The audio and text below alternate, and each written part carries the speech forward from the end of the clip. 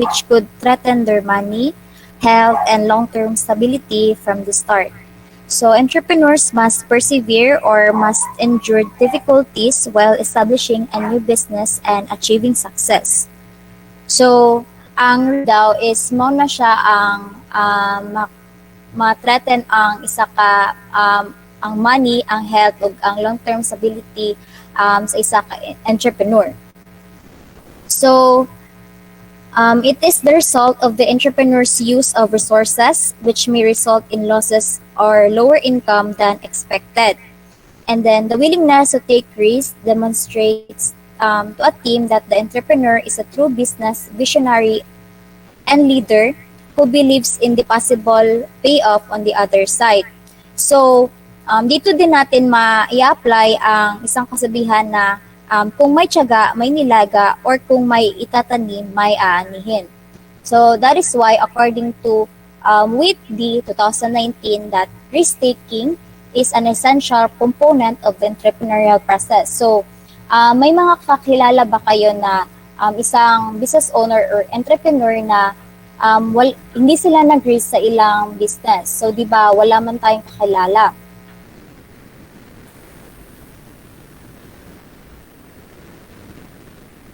So let's move on to our first topic, which is the types of risk. So according to WITD 2019, he stressed that the entrepreneurs could assume a wide range of risks. So the first type of risk is the market risk, which relates to an investor and entrepreneur's risk as a result of market volatility. Excuse me. Dili naga-move ang PowerPoint, ma'am.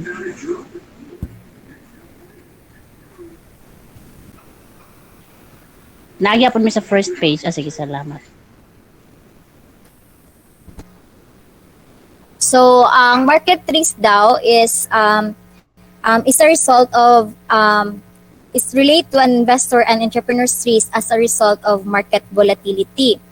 So for example, ang business is bakery, and during the planning of their business, nagplano sila, let's say that ang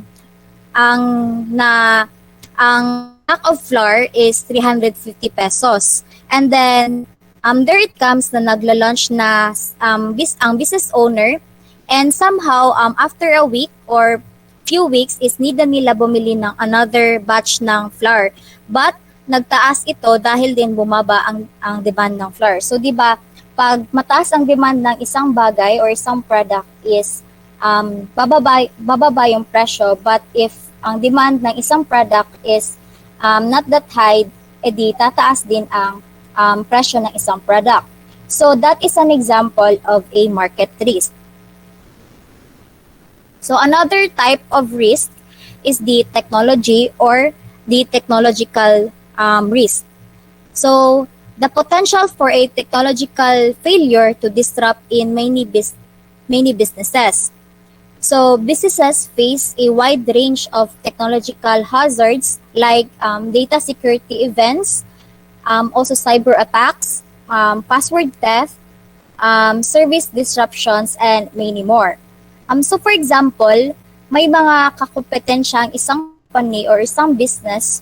So it is a threat for them because some companies might hack or delete the databases or files nung company na mas lamang sa kanila. And then another type of risk is the competitiveness or competitiveness. So due to strong competition, businesses must aim to lower their price while also improving the quality of their products and services. So for instance, let's say mobile phones or technology or gadgets. So di ba nowadays mas nakakabili na tayo ng high quality na products or mga gadgets in a low price. This is because other companies would give unique features ng isang gadget that other brands could not give, but they have high price.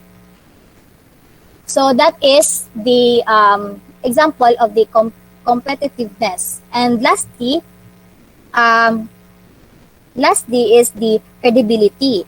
So this type of risk is very common nowadays. So mapapansin natin ito sa Shopee. So, 'di ba, as we observe na there are many similar products sa Shopee, but there are stores na dun talaga tayo bibili. For example, I want to buy a silicone case cover for my phone. So there is store A and store B. So they have both the silicone phone case na gusto ko. So, si store A, ang price ng silicone case is 59 pesos and si store B is much cheaper, which is 37 pesos. But ang ratings sa store is magkaiba. Si store A have 1,000 sold na phone case and si store B naman is 2 sold lang. So for me, as a buyer, doon talaga ako bibili sa trusted or kung saan may pinakamarami ng bumibili na phone cases. So that is an example of the credibility. So we have, I mentioned 4 types of risk, which is the market risk, the technological risk. Excuse me, Barbon, dili po gamove imo ang PPT na lang gyapon ni sa market risk po. Ay, kuan, kisa ni siya. Ay, kisa nag-view sa si kuan Alondra. Alondra, i-try o change ang imuhang i-open na daan ang imuhang presentation with katong iyang viewer. Then ibalik nimo sa kuan Google Meet, i-alt tab lang nimo. Then i-change ang imong presentation view. Or ikuan na lang view tawag ni di ba may tulo ka choice dito sa mga share screen? Yes, ma'am. Katong sa pinakauna na lang ang imuhang i-click. Ayaw siya i-Windows.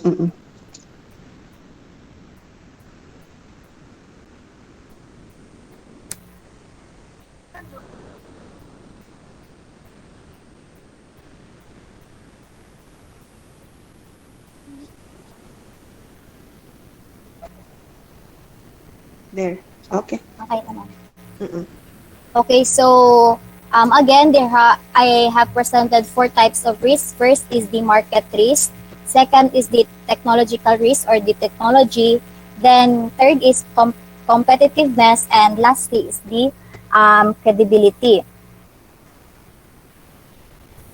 So let's move on to our next topic, which is the key risk categories. So these categories are not rigid, and some parts of business may fall into more than one category. So this is according to gov.uk/business 2009. So according to this, hindi lang isang risk ang ma-encounter ng ibang business. So these categories include, first is the strategic. So strategic, which is yung strategy ng isang company if ever may mangyari or for instance, tumaas ang isang price ng kanilang ingredient. So, dapat they have plan or strategy kung paano nila yon masosolution without compromising the quality of their product. Or for instance, may the same concept ang company nila. So, they must have a strategy or a plan on how they outstand how their business would outstand on the other companies na the same concept sa kanila. So next category is the compliance. So which is yung safety regulations or procedures ng isang company, like for example, I want to work in a BPO company. So may mga company na once na makapasok ka doon is magbibigay sila ng mga health benefits like yung SSS and PhilHealth. So, this is a safety regulations or an example of the compliance. Third category is ang financial. So, which is a very common na circumstances or a category na risk pagdating sa new businesses.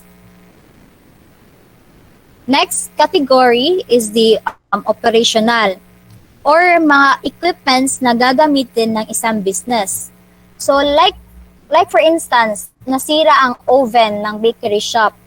'Di ba? Ang oven is very essential sa shop like bakery. Then that is a very tough circumstances ng owner na masiraan ng oven. Next is environmental risk. So environmental risks such as natural disasters. Like for example, ang target location mo pala na dapat pagtatayuan ng shop is landslide prone area. So we need also to consider that because if ever umulan ng malakas, so knowing that your location is a landslide prone area, then there might be a possibility na matatabunan yung shop mo, then it will cost losses sa business mo. And then next is personnel or employee risk management, such as maintaining enough numbers and coverage. Okay, so ang example nito is magpapatayo ka ng small sari-sari store. So and yung plano mo is mag-hire ka ng 5 staff or 5 taga-benta. But we all know that a small sari-sari store can run if it only has a 1 or 2 na magbebenta. Because malulugi ka sa pagsweldo mo if 5 yung i-hire mo na staff. Next is ang employee safety and skills. So for example, magpapatayo ka ng welding shop. So yan yung gusto mong i-business. So ang dapat mong kunin is ma-experience na dapat inline sa business mo. So hindi ka kukuha ng staff or hindi ka kukuha ng mga trabahante mo na walang experience or walang knowledge or background about sa pag-welding kasi there might be a possibility na if hindi knowledgeable yung kukunin mo, then there might be a possibility na matutrouble yung kukunin mong staff. Then so yun. And then next is ang political and economic instability. So ang example nito is for example, i-export ka ng products sa isang country, then you don't have any prior research about this country. So mag-export ka lang doon, then hindi mo pa alam na bawal pala yun na yung product mo doon sa country na balak mong pag-exportan. So there may possibility na if ever na maka-export ka doon, bawal pala yung product mo, then kakasuhan ka ng country na yon kasi nila na ang product. And then lastly, safety hazard, just like health and hazard. So for example, tayo ka ng grocery store. So may mga health and safety hazards ka dapat na i-consider. Like for example, gagawa ng mga fire exit and maglalagay ng mga fire extinguishers sa iyong grocery store. So that is all for the key risk categories according to gov.uk under /business 2009. Let's move on to our step, which is Choppy.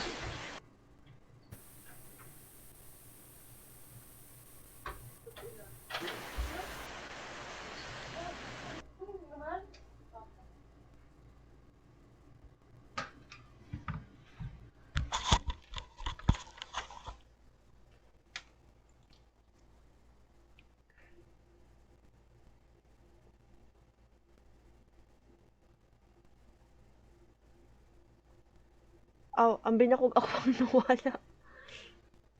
Nawala ang reporter? Yes, ma'am. Ang binakog ako ang Chat, nawala. chat. Okay, let's wait for the reporter. Lain na sa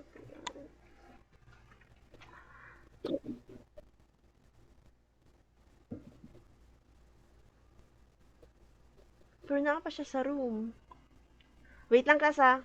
Kadali lang. Mga 5 minutes, dali lang. Fast lang jud ato lang ko somewhere.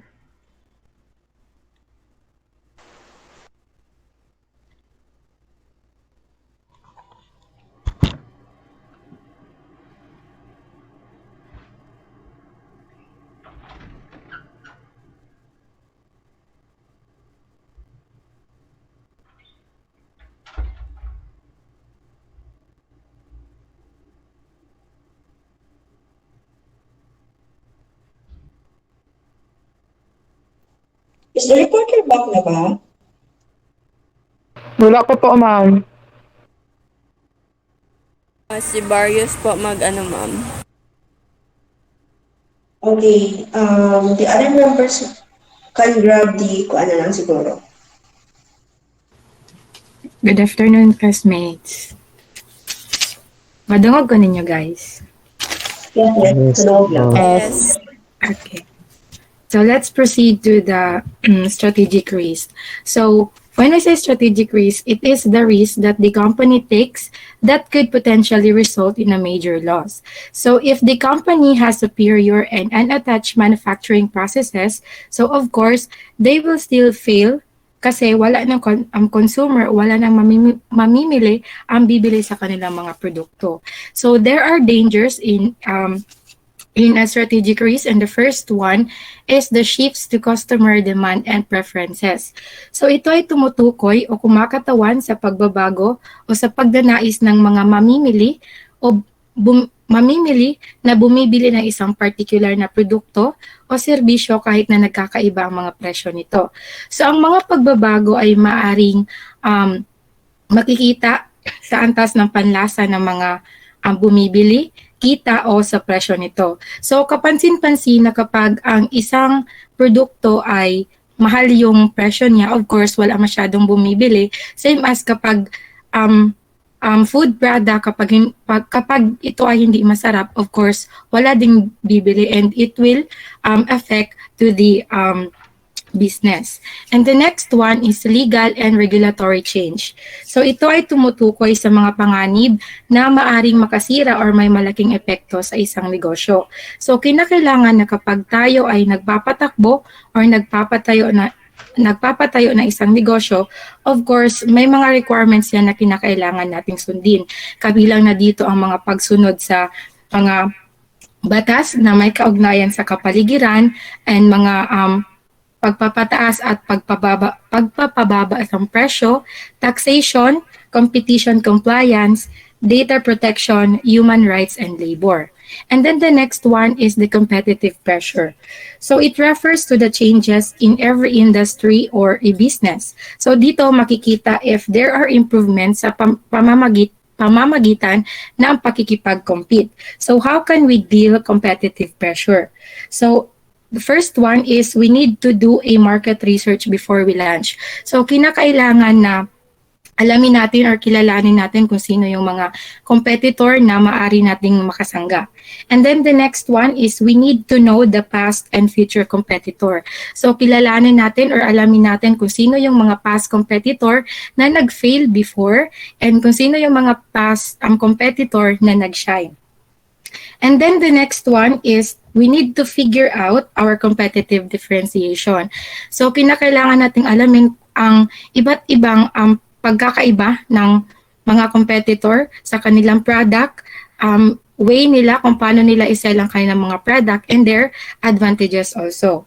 The next one is we need to build a relationship to other competitor. Though being friendly is in general makes sense, pero in a business world, we don't need to share our secrets ibang competitor because that is a very bad idea. So we need to build a good relationship to other competitors, to have a good connection and partnership. And by that, of course, may mga opportunity na darating sa ating business. And then the next one, the last one is win with your heart and mind. So every time we compete, of course, we compete sa ating product. We compete sa product and we know how to uniquely approach sa problem. Kasi magandang isipin na nanalo tayo sa isang competition na we have the vision and we are imagining the future of our company, our consumer, and our industry. And then, let's move on to the two matrix. So the two matrix are the economic capital and the risk-adjusted return on capital, or also known as the RAROC. So when we say economic capital, ito yung oh no. Wala pa di ay. Merger integration. Let's go back to the merger integration sa danger. So when we say merger integration, by the root word merge, so it is the combination of two business para mas umangat yung business nila and to create the most value for their future. The next one is the technological changes. So there is the changes of a product by the use of technology through innovation, invention, and diffusion. So, by technological changes, of course, mababago yung isang product, may mga improvements sa isang product, and if that happens, then mas malaking kita yung matatanggap natin. And then the next one is senior management turnover. So, ito yung mga bilang ng mga employee na umaalis sa isang organization during a specified time period, typically mga 1 year. And then the last one is the stakeholder pressure. So stakeholder, ito ay it can be individual or in a group that is indirect or directly affected to the project, product, and the project and the product. And they are the one who has the capacity and the ability na maaring makakaapekto sa isang organization by influencing its organizational decisions, which could lead to positive effects on their market performance. So now let's move on to the two matrix. So the two matrix are the economic capital and the risk-adjusted return on capital, or also known as the RAROC. So when we say economic capital, ito yung amount ng capital na kinakailangan ng isang kumpanya upang they survive in case sa mga risk na maaari nilang pagdaanan. So in addition, the economic capital is the amount of equity that is necessary to cover kung ano man ang nawala or gaano kalaki ang nawalang kapital sa kanilang company. And then the risk-adjusted return on capital or the RAROC. So dito malalaman kung gaano kalaki ang capital na naibalik sa isang company or sa business. So it will create value if the RAROC returns a greater than cost of capital, and it will destroy value if the RAROC returns a less than cost of capital. Next slide, please.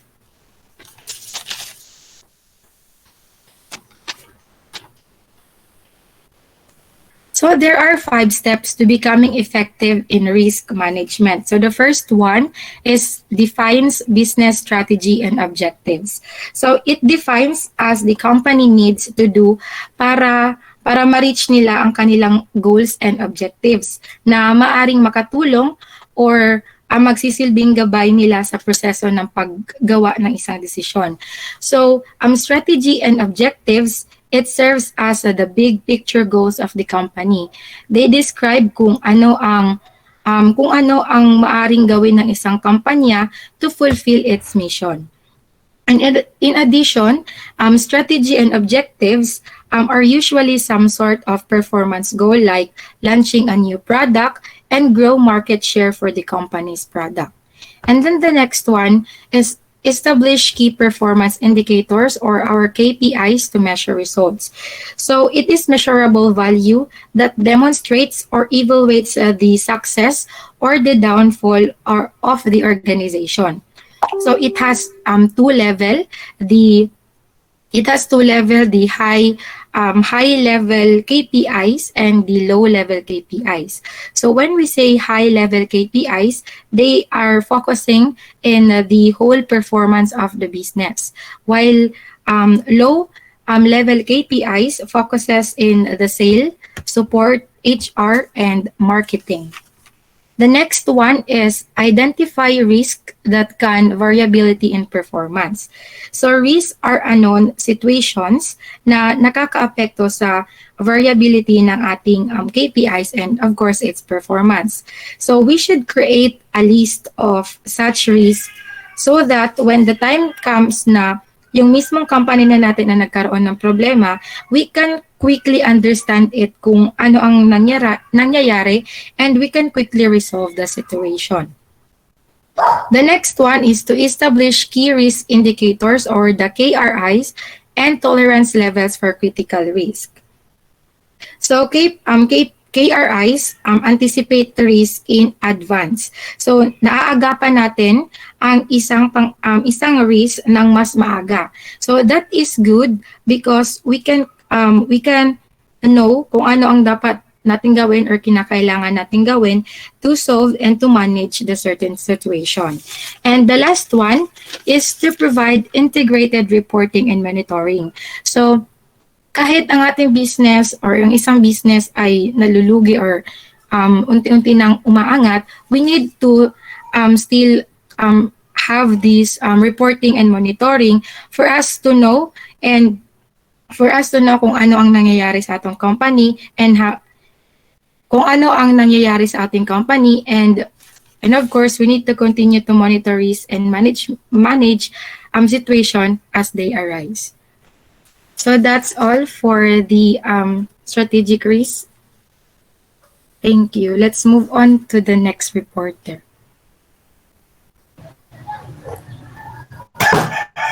So, good afternoon, everyone. So, the next topic is the 8 steps to reduce business risk and liability. So, first question is, why is it important to reduce business risk and liability? So, risk management is important in every organization or in any business because without it, a business cannot possibly define its objectives for the future. So if a company defines objectives without taking the risks into consideration, chances are that they will lose direction once any of these risks hit home. So the first step is to get insurance. So first, what is insurance? So insurance, this is a contract that transfers financial consequences of potential loss from an insured to an insurance company. So it is like pag magkuha kag insurance, it's like protecting financial interest when losses occur. So insurance is largely a backstop of every business kasi they know na they have something to fall on if their business hangs by a thread. So pag ang isang business ay may insurance, it protects your business once na may accident or any natural disaster na mangyari. So how does insurance work? So ang mga insurance companies, they assess the risk and of course charge premiums for different types of insurance coverage na kinuha ng isang business owner or inapplyan. So if something happened and a business suffer damages, so the insurance company pays you up to the agreed amount of the insurance policy. So the way insurance companies work, they can pay this. So to get insurance, business owners should make sure to find an insurance company that provides like provides like some safety benefits to their company. So make sure na pag kumuha ng insurance, make sure to research kasi nga there are many insurance agents na they will convince you and give you some exaggerate claims para makuha nila ang tension mo or loob mo. So make sure to get the best deal of insurance.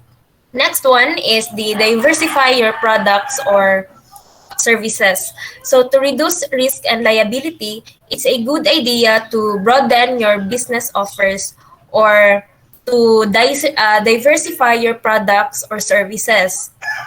So not only that, but this is not only allows you to provide additional alternatives to your clients, but it is also allows you to create multiple income streams. So once na diversify ang business owner ng products or service, it can boost your business or expand your business. So example ng pag-diversify ng product, like example sa auto company, mag-add sila ng new car model or mag-expand sila sa related market nila like trucks and many more. So that is one of the examples sa pag-diversify ng products. And some product diversification is kanang mag-repackaging, mag-renaming, resizing, repricing, and then brand extensions or product extensions. So this will help na ma-maintain ang interest ng mga tao sa iyong business or sa isang company. So pero this is not just boosting your business, but it can protect also from competing from different company or business. Next is the limit your business loan. So by limiting your business loan, you are reducing the risk and liability in your business. So business loans are, we know na business loans are just so attractive that many businesses or business owners always take them. So when we say business loan, it is a debt that the company must return according to the terms and conditions of the loan. So it is a debt or utang, kaya it is very advisable sa mga business or business owners na mag-limit ng business loan because you are putting your business at risk. Diba? So what if ang business mo is hindi mag-succeed or whatsoever, there is a very big possibility na mawala mo ang iyong business. And the thing also is, even if your business are doing good and well, like kanang kumikita naman, but because of your loan payment, kailangan mo magbayad every month, and it may prohibit you from buying a piece of equipment. So imbis na katong kanang sa imuhang profit is pwede na ka makabay og kanang new products or new equipment pang dagdag sa imong business, so dili na to nimo siya mabuhat is because of your business loan. So katuon ta siya if makapalit kag pandagdag, so that could help you expand your business. So it's better talaga na not to take any business loan. But if a business owner cannot avoid getting a business loan, they make sure that the one they are getting is manageable and has the slightest interest na kanang dili ka problema sa pagbayad na pwede nimo mabutang imong business at risk. And of course, kanang pag mag-apply ka og kanang business loan, make sure pod na kanang kailangan na gyud nimo siya or you really need it mo nang mag-apply ka og business loan. So you can eliminate one financial risk and increase your sales by doing or by limiting your business loan. So next is know the law. So it is also important for business owners or even managers or supervisors to know their company's rights in relation to other companies and customers. So um, a basic knowledge of business law may help you in seeing legal issues as they come up, make better decisions, and know when to seek legal help. So a business as a whole can come under heat in tough times. So like kanang pwedeng makasuhan ang business for their wrongdoings. So business can move and sell the property if they wish to relocate. So sa lahat ng circumstances na yun ay for protection, for aid and help para sa mga businesses. So that is why importante sa mga business owner na maging aware kung ano ang mga bawal at kanang mga tamang gawin. So, though hindi naman lahat ay alam agad ang mga kanang mga ingani na mga bagay, but especially sa mga first-time business owners. In fact, so most people are still learning, or kanang mga business owners kay until now nag-learn lang gihapon na sila kay once na isa ka tao mag-operate ng business, it really takes time, it takes energy, and takes a lot of trial and error. Kaya nga yung sinasabi nila na ang business are for risk takers. So sa mga first-timers, they really need to know the importance of business law. Like some states may implementation na PPS, or what we call the Personal Property Securities. So ang PPS, it is an act that protects personal properties such as equipment, patent and shares. So kapag buy, sell or lease ka ng products or services, pwede mong gamitin ang PPSR or Personal Property Securities Register para ma-record mo ang mga transactions mo, such as yung registering your properties to reduce business risks. Using also the PPSR, it lets you check if ang mga equipment mo na binibili or product na bibilhin mo is ninakaw ba or may mga outstanding balance. So that is the know the law. Next one is to document everything necessary. So always document important transactions in your business, such as the sales, the tax, payments, and operation costs. So these documents must be regularly reviewed and updated time to time to ensure they are fit for purpose and legally compliant. And if you document everything necessary, this will help you na ma-monitor ang progress toward your goals sa iyong business. So your documentation can show if yung business mo ay nag-i-improve, kung kung ano ang items ang most selling sa iyong business, or kung ano pa ang pwede mong gawing changes sa iyong business. But not just that, but it also identifies also your sources of your income. So you should keep track of your financial statements, like profit and loss of your income. So this statement, pag na-keep nimo siya, it will help you when it comes to managing your business, para malaman mo if kumikita pa ba ang business mo, and it reduces the danger of theft and fraud, kasi if you are doing documentation, you keep track of your finances, and it helps you identify if gumagastos ka ba ng tama or hindi sa iyong business. Next one is to hire significant employees.